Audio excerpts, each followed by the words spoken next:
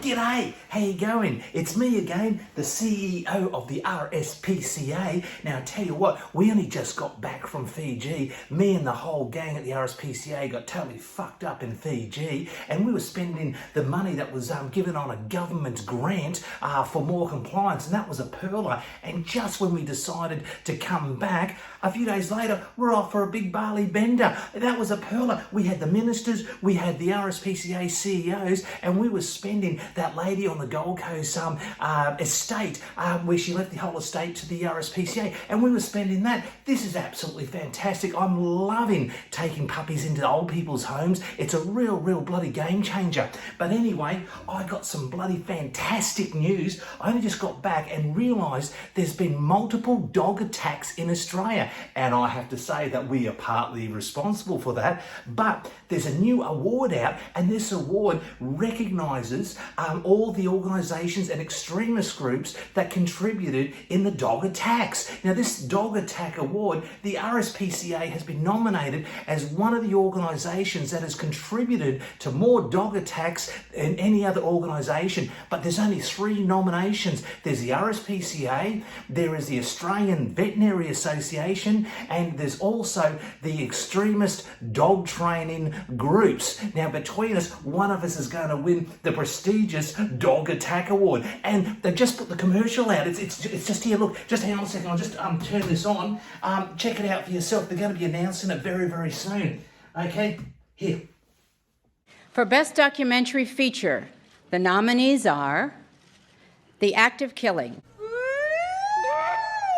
Cornerstone.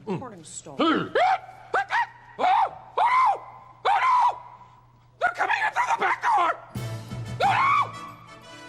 Oh no! Grab the children! Save the children! 5, 4. Have a great broadcast. You too, darling. The Dog Attack Awards recognise the organisations and extremist groups that have caused the most amount of dog attacks around the world. Ladies and gentlemen, the nominees are the Australian Veterinary Association. 80% of all dog attacks are from unsocialised dogs, and 99% of all unsocialised dogs are from veterinary advice to isolate the pup during its critical period. The Australian Veterinary Association are instrumental for thousands of dog attacks every year and are in a prime position to take out the Dog Attack Award. The RSPCA that were instrumental in starting the pure positive extremist movement and banning training tools and methods in managing aggression in dogs, which in turn has caused thousands of dog attacks around the world, keeping their canine death camps full and the government funding rolling in. The pure positive force-free extremist ideology movement, claiming all aggression can be cured with a Scooby snack. When these master fraudsters are challenged, they disappear faster than a fart in a cyclone, only to come back with a slick new video of lies. The extremists and their flying monkeys have successfully caused thousands of dog attacks due to their total failure of their ideology. This will put pure positive royalty, King George and Queen Victoria, in a prime position of the most dog attacks in history caused by their ideology. And the winner is To be announced soon. What did you think of that, eh? But how about that with the Australian Veterinary Association, eh? They do a bloody pearler of a job because so many dogs are totally unsocialised, all because the vet keeps telling the same advice on locking the dog away during the critical period. And then what happens, the dog becomes all schizoid and paranoid about everything. So they go back to the vet and the vet says, hey, well, why don't we de-sex it? So to make some coin out of that. Then they go back and the owner comes back a few months later and says, oh, look, my dog's got no balls, but he still wants to attack people. And then the vet goes, as well, let's just put them on some medication, put them on some Comicalm and some ACP tablets, because there's no money in a cure. And then when that doesn't work, they then go, ha, why not? I cannot get any more money out of you, so I'll just refer you over to an RSPCA approved trainer, and then our trainers can milk them for thousands of dollars on methods that will have absolutely no effect. It'll do absolutely fuck all to the dog, completely. I mean it. They will spend months on it, and then when that fails, they then bring the dog to the RSPCA. And if it's a good dog, we've shut down a lot of the pet shops selling dogs, but we can sell that dog in one of our care centres, or if it's no good, then we'll have the council bring it in, and then we get paid for the boarding of the dog and putting the dog down. So we are good friends with the Australian Veterinary Association. They give us a lot of work.